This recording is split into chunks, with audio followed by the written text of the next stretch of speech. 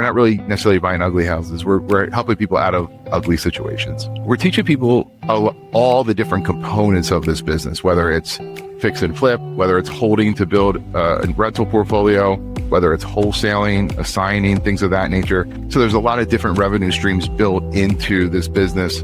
And over the course of the years, we've built out this much larger network. We have nearly 1,000 franchisees, and you really sort of tap into that mind share. It's a very kind of community-driven franchise organization, not just our community of franchisees, but it's people that really want to make an impact in their communities.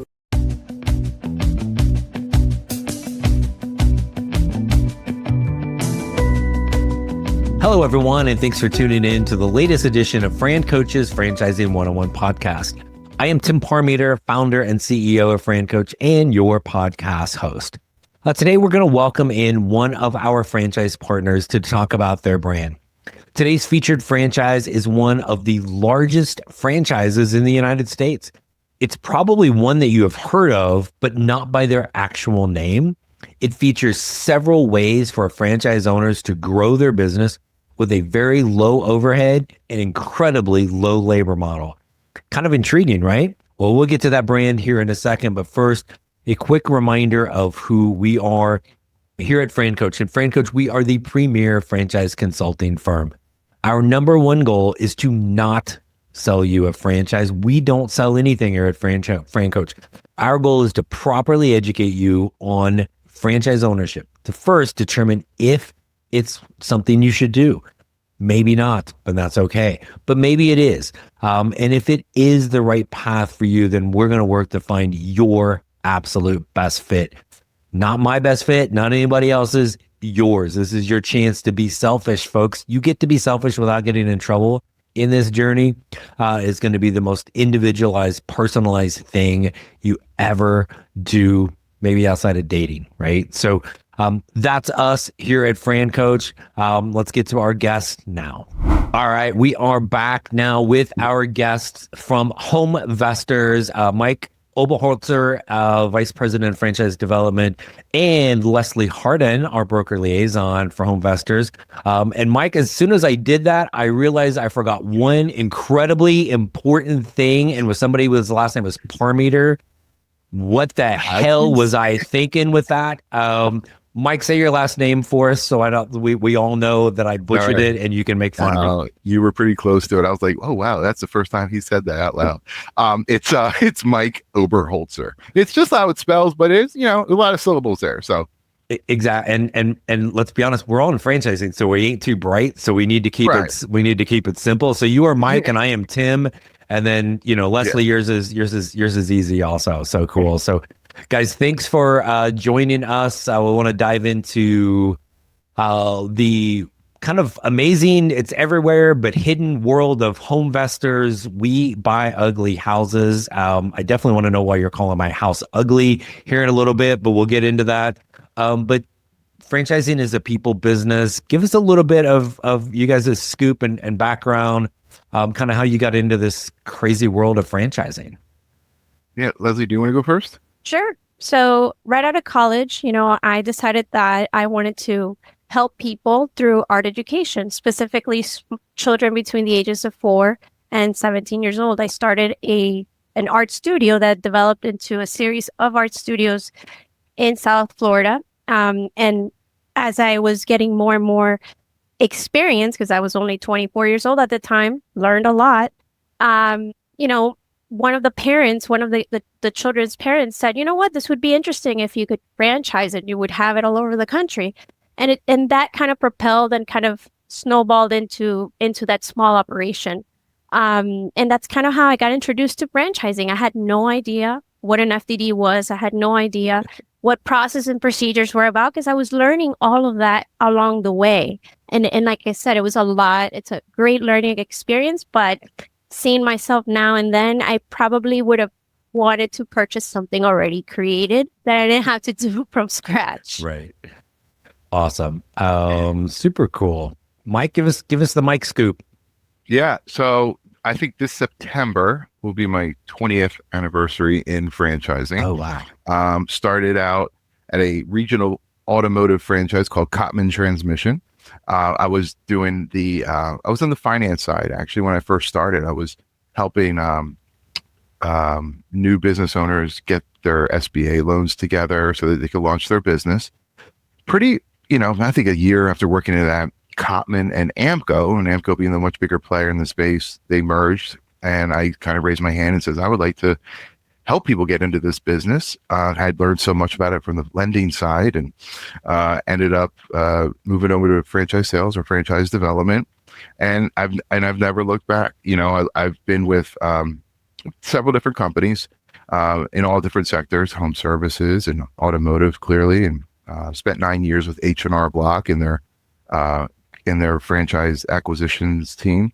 And it's been, I'm so grateful for this community, number one. And number two, I'm a huge advocate of franchising. While, it's not for everybody, I think it really can be a great path for folks. So I get excited every day to talk to somebody new and all that kind of stuff. So yeah, it's kind of how I got into franchising. And like most people, you guys are the same, like no real intent of like, oh my gosh, when I grow up, I want to have a career in franchising, and here you are. And Mike, congrats on 20 years. It's once we get into this crazy thing, people don't get out. Yeah. They may move around a little bit to different things, but super cool. And now here with HomeVestors, which I'm guessing you guys hear this a lot, like, what the heck is HomeVestors? And then you say the tag, right? We buy ugly houses. Most people have seen that. They've seen the billboard, do we still have the little caveman looking guy, right? Yeah. And I'm old enough that I think it's Captain Caveman's brother. Millennials Google that. But I want to get into all the business model side of what HomeVestors is and owners and things like that. But what's HomeVestors kind of doing or selling? Talk a little bit about that customer and why you guys are even here from that perspective. So, we're selling financial freedom, I guess, to a potential investor.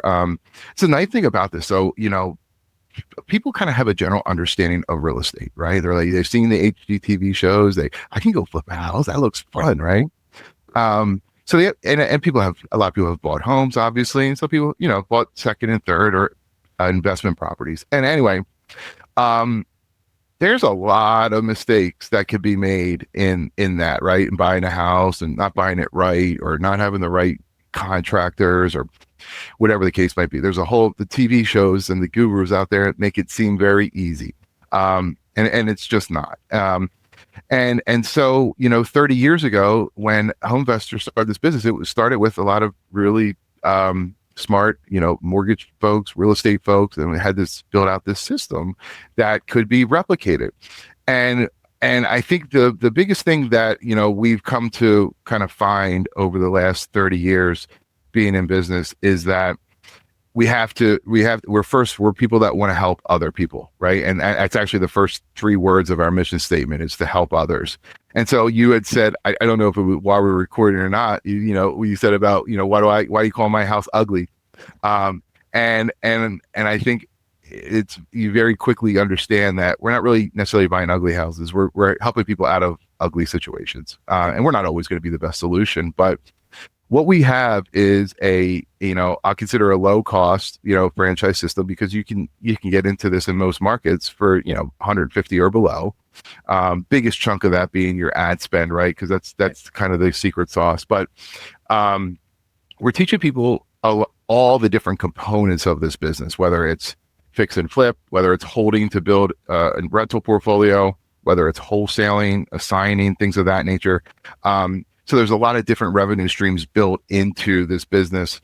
And over the course of the years, we've built out this much larger network. We have nearly 1,000 franchisees, and you really sort of tap into that mind share. It's a very kind of community driven franchise organization, not just our community of franchisees, but it's people that really want to make an impact in their communities. And that's the one thing I would say to people is like, that ask me about this is that, I think, I'm going to offend somebody by saying this, but this isn't like Ferragamo belt Gucci shoes real estate, I guess is what I'll say. This is, you're going to go into a house that you're going to see things that you never thought you would see before, right? And you're going to help these people, whatever their situation is, get out of it. And you have to care about people, right? And so we don't often equate those two things of like real estate investing and caring about people and their personal situation and revitalizing and beautifying a community. And so, I think there's a lot of people that would almost self-edit or take real estate investing out of their search equation because like that doesn't resonate with me. Right. And I would just say there's a lot of components to this that probably do if you kind of look into it a little deeper. So, yeah, I know that I don't know if that answers the question, but at least gives you an idea of like who we are from a cultural perspective. Yeah. Because it's more than just like, oh, we flip houses, right? It's so much more than that. Yes. Like, and it's kind of the why behind it of truly almost kind of a mission driven flippers, right? Yeah, it's absolutely right. Our mission statement is to help others through innovative processes and real estate solutions that positively impact neighborhoods one home at a time. So that is the whole mission statement. And that's really, you have to buy in. It's not just words, right? Everything we do, we live that. So it's important to have that same mindset when considering a HomeVestors franchise for sure. Gotcha. Good. So now somebody that's thinking about becoming a franchise owner, and I'm guessing most of your people that are owners, you mentioned all the different things on TV. They've at least thought of, like I'd like to get into real estate. I have some interest. Maybe it's a portfolio or the flipping or whatever. So there's a little bit of that. And talk a little bit about some of the things that HomeVestors is doing, because there's always the thing of like, oh, I could just go buy a house and flip a house. Well, yes, you could, right? You could also start your own sandwich shop, but it's way better when it's like Lesly, like you talked about, like you're doing all this art, and you're like, oh my gosh, wouldn't it have been great to have a proven system and plan for that? So, and we probably go for an hour talking about all the different support mechanisms, but talk about some of the things that HomeVestors is doing to help that owner and do it in a better and more efficient way than just like, yeah, I'm gonna go buy some houses and flip them. Lesly, sure. I feel like this is one thing that you are so passionate about. So I'll let you lead. Absolutely. So I think what's truly valuable for anyone that might consider this as an opportunity is having support. And when we say support, we mean support when it comes to lead generating, the technology that goes behind generating those opportunities, those off-market leads for our franchisees, so they don't have to, cold call, door knock, and do it like other traditional real estate investors do. I think that's invaluable because now your main focus is really helping people. And if the transaction happens naturally, then it's a win-win for all. But you don't have to worry about reinventing the wheel and doing all the marketing that's related to building that business. You're focused in making those appointments and meeting with those sellers and helping them out of their challenge or their ugly situation. I think that's one of the most valuable pieces, in addition to the financing piece, to be able to acquire the property, so property acquisition, and to be able to repair those houses, where you can get started again at a very low entry barrier and use OPM, other people's money, in this case, the lending programs that we have, to be able to make those purchases and repairs. And we have multiple programs, not just one, where they can utilize simultaneously. And I think that's really valuable if you're trying to, do volume and really take your business to the next level, which leads to, do I really need experience to do this? No, because we have a community. We have the development agent, which is a coach, a mentor, that's going to assist them from day one. Even if they've been here 20 years, they can still call their development agent and ask questions. Hey, could we run numbers? Can you help me out with this buy call, et cetera, et cetera? That is so important because could you imagine what it would be like having an advisor outside and having yourself ask questions? Hey, is this a good deal? Maybe they'll say, I don't know. But inside our HomeVestors community, that's always available. You're going to have that trusted coach that has the best interest in your success, because it's going to help their market as well. Yeah. So I think that component, community, the marketing that goes behind, and the financing piece, in addition to the vendor relationships that we've developed over decades, is going to reduce significant amounts of potholes, risk, or whatever have you, should you do this on your own. Yeah. And you had, I think, three key things there, but one of them in particular was with the getting the money. People don't think about that. The vendor relationships, and I want to touch on that more. But that's kind of that coach that you're going to have as an owner. That's not, and there's nothing wrong with having, a business coach or whatever that's sitting in wherever the corporate office is, but these are local. Real estate is very local, right? What the market is in Tampa, Florida versus Wichita, Kansas versus Boston, Massachusetts, right? All these things are hugely different. You've got local boots on the ground support as an owner, which is a huge factor, right, for those owners, because it's not somebody talking about a whole different market. They're there and they're seeing it every day, right? Mm-hmm, absolutely. And they're doing the business as well. So in addition of them, I know you mentioned corporate. These are not corporate employees. These are people that are owners that are locally operating their businesses just like you, the franchisee. In this case, they're feeling the business every single day. They're doing the same exact thing as you. So it's not someone telling you from the corporate ladder, hey, I think you should run your business like this, and they've never owned a business themselves. Right. They're there, and they're doing it. And then you talk a little bit about the money, because again, I think people are like, yes, marketing and lead gen is hugely important, right? And like, I know you guys can go into great more detail on how you're helping, but like, oh, I'm just gonna go buy this house, I'm gonna flip it, I'm gonna rent it, I'll just go down to I'll go down to my local bank, and I'm sure they'll give me a loan. Are you sure they're going to give you a loan for that, right? Maybe, maybe not. Especially when it's your first one, there's no track record of you being able to do that. Whereas an owner trying to buy their first house within HomeVestors, you've got the lenders that are going to go like, it's not Tim. It's like, oh, it's Tim from HomeVestors. It's a whole different conversation, right? Like and again, being able to get your owners quickly in position to get the best possible way to get the money is huge for them, correct?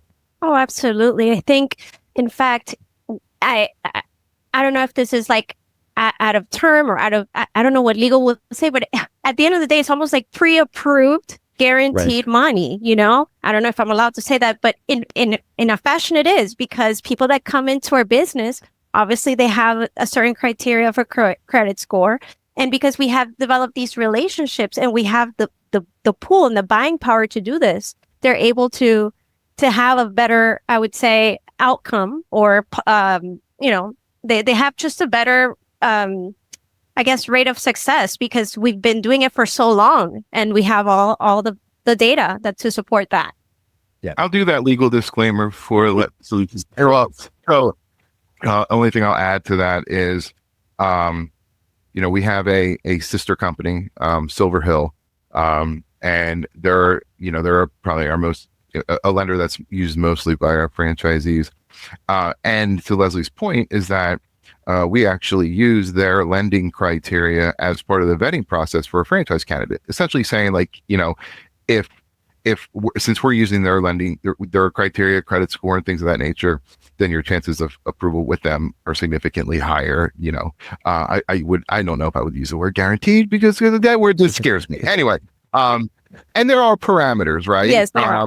Of it's got to be bought at the right price and all that kind of stuff. But I wanted to just add one more thing. We talk about this franchise community, and I know maybe a lot of franchisors are saying that they have a really great community, but and maybe that's all true. But one of the things that we even add to your thing, Tim, about getting people out of the gate and getting into those buys, it's not an uncommon scenario that, your first couple appointments, you go with your development agent.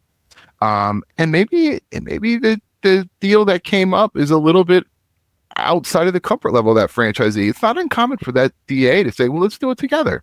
Why don't I'll put my money towards it. You put your money towards it, and we'll share the risk.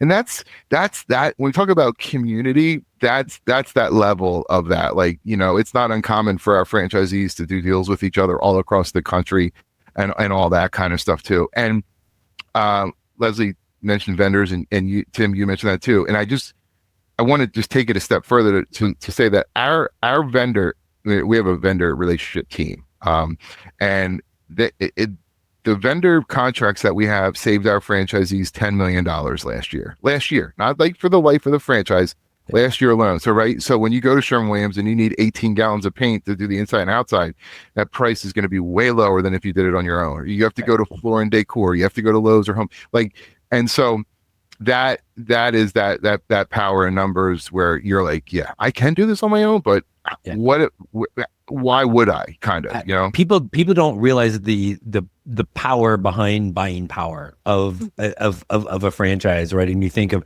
every little thing. If you're going to, like, you're buying a house that needs it's fixed and then flipped, right? Every little thing that you have to buy, you are going to buy it for less than if you're just off the street, like doing this on your own. And that stuff adds up, right? And adds up quickly. Huge. And making and mistakes. And that's the other thing.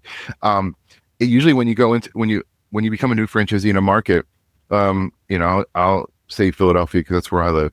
I'm going to connect with the local franchisees, and they're going to have a spreadsheet of contractors, who to use for this, who to avoid, who to use for that too. Those are the type of things that can put you out of business. You make a couple really bad decisions and you're like, oh my gosh, I'm out of capital. And so when you have all these people in your corner, it makes for a better recipe for success. Yeah. I think that's one of the cool things from my experience over the years with HomeVestors is that, and I want to talk about the territory because it is unique how you do it, but these are some of the perks behind it. In your, like, if when people put their homeowner hat on and they're like, oh, I need somebody to come to my house to do whatever, what's the biggest fear? Like, oh man, how do I get somebody that's good, that's reliable? How do I know? So now you're going in there, even as a HomeVestor owner, like, oh geez, I need a junk hauler, I need this, I need that. Yes, you can go try to find it, but you can also now reach out to everybody in your local market and go, all right, who do we got for this, right? And so so now you're knowing you've got a proven commodity and you're probably getting maybe not as specific as like a Sherwin-Williams or Lowe's or Home Depot, but that junk hauler now has worked with multiple HomeVestors owners. They're probably giving you the best price that they can do because he's seeing this as it's not just Tim flipping a house, it's Tim as part of HomeVestors flipping tons of houses in the market. So that's again another huge advantage for being within the system, right? So talk a little bit about the territory, because in most situations it's standard franchising.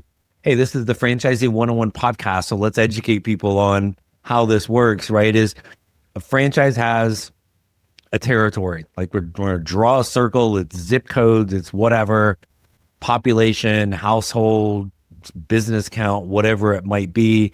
That's your territory. You do business in that territory. Others do business in theirs. HomeVestors is a little bit different. So walk us through that. Certainly for me. So I'm the new guy on the block. I joined HomeVestors in February. And I remember, probably my first day, we were in a meeting and we were talking about territory. We're talking about validation was one piece of it, talking to franchisees. And there's like somebody in Dallas and they were calling the other franchisees in Dallas. And I was like, wait, you got to make sure you give the caveats of, like, maybe somebody in your backyard might be a little bit more, may not be as forthcoming with information because franchisees tend to be territorial by nature. And I'm not saying they would be deceptive, but implore them to look at other areas too, right? That's kind of what I thought. You have to be,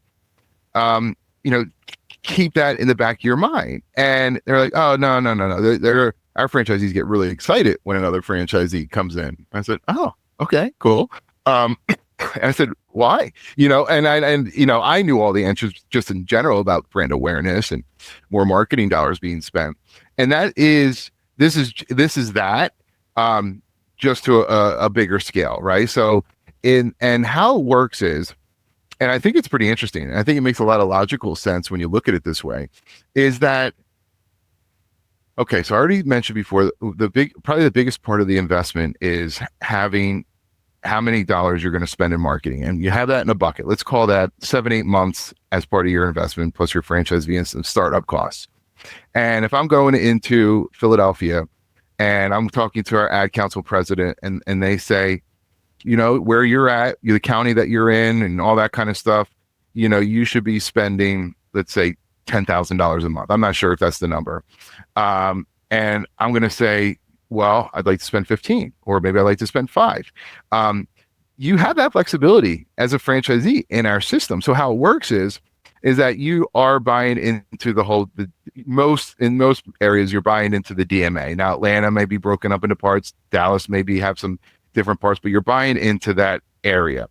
And we look at the total ad spend based on population. And that's how we determine the market is closed out. So it's like Lesly said at the beginning, or maybe before we were off recording, about, people are like, you have 1,000 locations. How every time I put a territory check in, it's probably going to be no, but it's not, because we have. So what happens is, let's say Philadelphia is, we want to spend $250,000 a month. We kind of looked at that as the saturation point. And until we get close to that, we can still bring in more franchisees. So what happens is, if I'm spending 20,000 in Philly and you're spending 10,000, the only difference is that I get more leads. I'm buying a share of the ad spend in that market, right? And so that's a really neat thing about this business. I was just having this conversation with someone. Oh, it was Lesly. And I was looking at the item 19, and it's broken down into quartiles. And you have your highest performers. I don't have to break down what quartiles are. And I was thinking to myself, it's really interesting, because you could look at our what we would call our bottom quartile, and you would look at the numbers and be like, oh man, I don't know if I want that. But that franchisee may have came into this business thinking, I just want to do 1 or 2 deals a year. It's going to put me in that 4th quartile, but to me, I'm not failing. That was my plan going in, versus somebody who's spending $100,000 a month who wants to build something really big. And so that's really going to be tailored to what the investor is looking to do, right? And we'll guide them on what that spend looks like in that market based on where they want to be at. And so that's why there's not those boundary limitations on territory like you would see in, more commonly in other franchises, because you very much are pulling your funds together, taking the leads that came from your spend, and then being able to have a bigger geographic area to do transactions in. Yeah, it's something. I think you hit on one thing that probably happens in a lot of franchises. People think, oh, top performers in a brand are the happiest and they're most successful, and the ones that are at the bottom hate it or whatever. And that's not always the case. Sometimes those people in the bottom half of any brand, they're hitting their goals and they're happy. The franchise usually is kind of, they're happy that they're happy, but they're kind of wishing they were doing a little bit more. HomeVestors, it really is personalized, right? And you may have, and probably do in every market, somebody really, their goal is just a couple houses a year, and then the next person is trying to do 10 a month, right? And the metrics are, because you've been around for so long, pretty cut and dry. Okay, you want 10 a month, you need to spend this. You want 1 every 6 months, you need to spend this, right? Correct. And so it doesn't, and you guys are happy either way with this, and every person new coming into that market. And these aren't territories that are oh, there's all these people in 200,000. No, it's Phoenix and correct me if I'm wrong, Phoenix and Maricopa County, I don't know, it's 6-7 million people, and that's a territory. So that's why there's so many. That drives the cost down, cost per lead, and then all of those different vendors that you're able to use. But you get owners sometimes that kind of almost buy from each other as well. Maybe somebody, I've got this house, I don't have the bandwidth to do the fix up, right? Like, oh, Leslie, are you interested? And you're like, yeah, no, that's perfect. It's exactly what I want to do. So it's almost like built in buyers sometimes as well, right? Oh, absolutely. So if they're trading deals with one another, or if maybe the house is not in their buying criteria, maybe it's not a house that they personally want to keep, or maybe they want to sell it to somebody else. That is the benefit of the community. And depending on experience too, we have this really cool baseball analogy. Let's say the person comes in with zero background and really wants to get involved in real estate investing, maybe they're not going to do big fix and flips right out of the gate, but maybe they'll wholesale deals to each other, or assignments, or maybe wholetails, which is just like a light cleanup of the property and relisting it on the MLS. So depending on your skill set right out of the gate, or your, the abilities for you to do this, right, following a blueprint, and depending on what your goals are, your personal goals for yourself, then it's going to determine, how many houses a year you really want to buy, and how deep you're going to be involved in this business, because everybody's going to be different. Yeah. And one thing I think too, I don't know that we talked about is again, the, like, why HomeVestors versus trying to do this on your own? But if this isn't, again, we kind of joke like, hey, why are you calling my house ugly? Some of these are, it's the situation, right? Sometimes it is, these aren't the like dream houses for a realtor to get in a gated community that's this beautiful, immaculate thing. Walking into a house that's in some level of distress, how in the world do you know how to quote that and understand where the repairs are, if you're doing this on your own versus HomeVestors, right? Not just the training, but this goes back to that kind of community of other owners to be able to get like feedback, support, make sure you didn't accidentally miss like some $10,000 line item in the fix. Talk a little bit about kind of that training to make sure you're buying it at the right price. So basically, for lack of a better term, you're not screwing yourself over by paying too much where you can't make any money. So we'll go back to the beginning of, having those DAs with them on their first buys, right? Because they know the market the best, and they're going to point out things. So you always kind of have that to fall back on. The other piece it will come with experience, but we also have some really great technology that plays a huge part in it. We have Value Check, which is going to be able to do. It's going to run comps. You're going to be able to add in what repairs that you see and all that kind of. It's going to calculate it for you, and it's going to give you. You can actually set the parameters in that. Say, like, if ever you may be a franchisee that says, I need to make X% margin on every deal I do. And so you can put that into it and say, okay, this is the offer that I can make to get here. And that's what I was going to say too earlier about having a bigger network. Is like, you may have somebody that's like, if I can't make at least $50,000, let's say, on it, I don't want it. But there's plenty of people that are like, I'm okay with the $30,000-$40,000 net or whatever it is. So right. I would reach out to other franchisees. But I think it's leveraging that mentorship program, experience, and technology, which is going to help avoid a lot of those pitfalls. Yeah. Absolutely. And it's also going to determine your loan for your private, for your lending, for your funding options. So depending on how they price the house, it's going to give them up to 100% of the purchase and the repair cost. So that's also kind of like another checkpoint there that they have to kind of, keep in mind as they're pricing out the property. Gotcha. And then a couple of like simple things I don't think we've hit on is as an owner, you're coming in, you get to kind of personalize the type of business you want to build.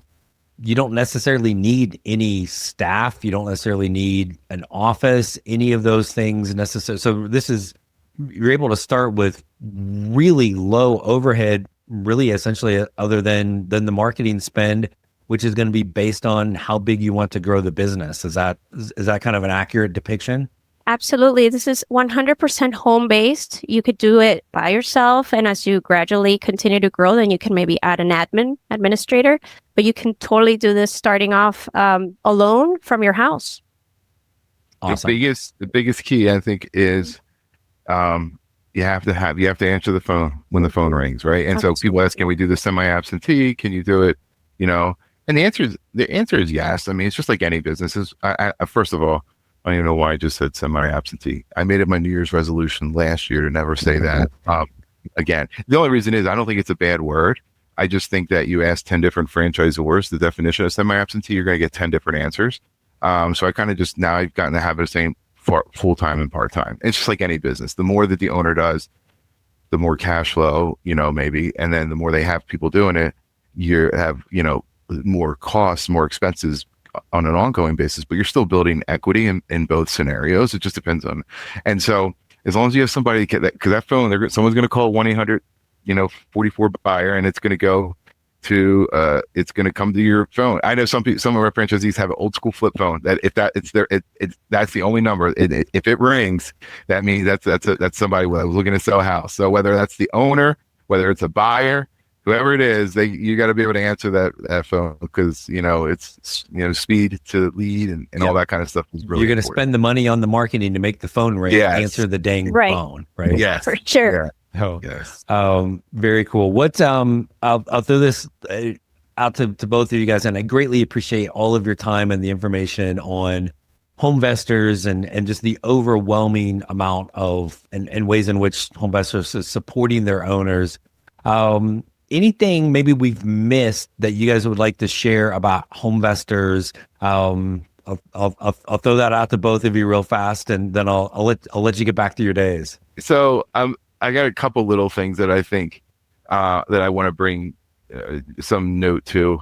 One of the things is Lesly had said it when we're talking about the DA program. She says you may have been you may have been in HomeVestors for 20 years, and you still have a question. You can still call your DA, and the reason that jumped out at me is because we have a bunch of 25, 20-year, 15-year, 10-year franchisees. And the reason I bring it up is because we have a 5-year franchise agreement. It's one of the shortest I've ever seen. And yet we have so many of these franchisees that keep renewing and renewing. And it's even like, because when I first was looking at this, when I was coming on board with the company, I saw that 5-year and I was like, it feels like such a business that like, if I learned it, why would I renew? Like I learned it. And so I, asked a bunch of franchisees, why do you keep renewing? And it was a lot of the same answers that we talked about before: the community, the access to capital, the access to the leads, and all that kind of stuff.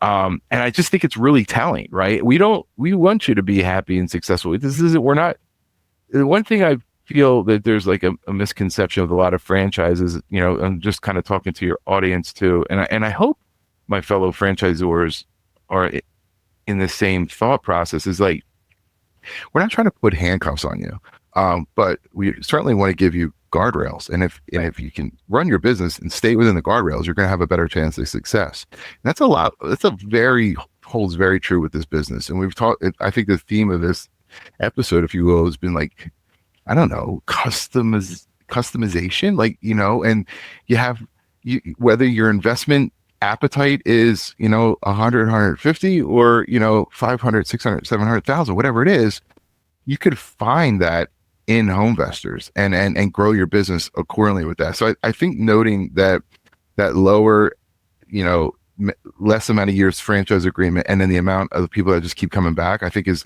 really important to note. And then the other thing I would mention to you is that our franchise development team, like, should you have somebody that, comes forward and says, I want to learn more, or they go through you. We have, I think it's like 100 years and just our franchise development team of experience with HomeVestors. People love this company. They love the brand. They love the culture. There's a loyalty, there's an excitement, and, a lot of pride. And that really carries over into our franchise network. And so I just think if somebody is really looking for something special, this checks a lot of boxes. Yeah, love it. All right, Lesly, you're on the clock.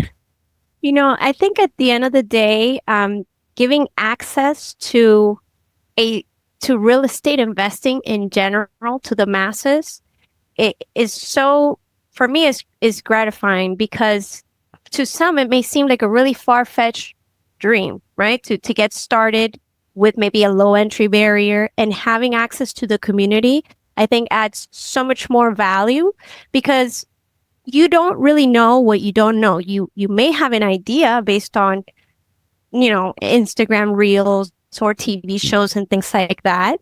But at the end of the day, having that person that's going to be there the entirety of your business is like having an on-call advisor, as I say, where you are not going to be positioning yourself in a spot where you may not be able to come out of, right? So I think that in itself is just so much more value than trying to figure it all out, on your own terms by yourself. But I'm confused, Leslie. Are you saying reality TV and Instagram doesn't depict 100% accurate of what it's really like? Oh my goodness. Let me hold on. Let me write that down. But people that kind of think that, or it can seem glamorous with this, but it's a rare, like, not everybody's Chip and Joanna, right? From that standpoint, and you're watching them on TV now. You're not watching them when they first started this and all the mistakes that they made.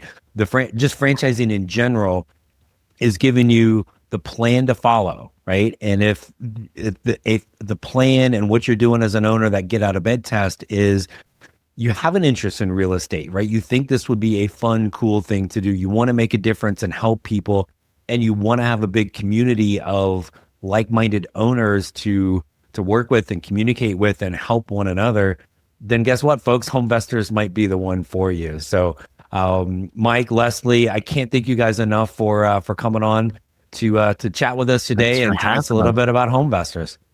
Yeah, thanks for the platform. Appreciate it. No, we appreciate it so much, and thank you guys for coming on, and have a good rest of your day. You too. Take care. Take care. Thanks again to Leslie and Mike from HomeVestors, We Buy Ugly Houses, for joining us today. Thanks to all of our loyal listeners for tuning in as well.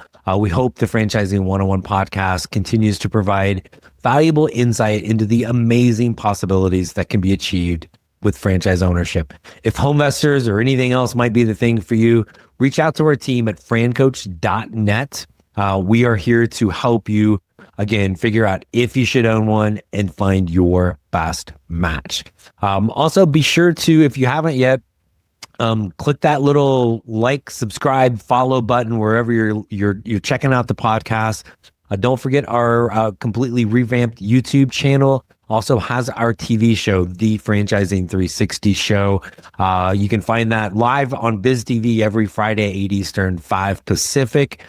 Tomorrow night, we talk a lot about marketing, right? We're going to go into specific examples of the way that can happen, and things you can do as an owner. So that's tomorrow night, 8 Eastern, 5 Pacific on Biz TV.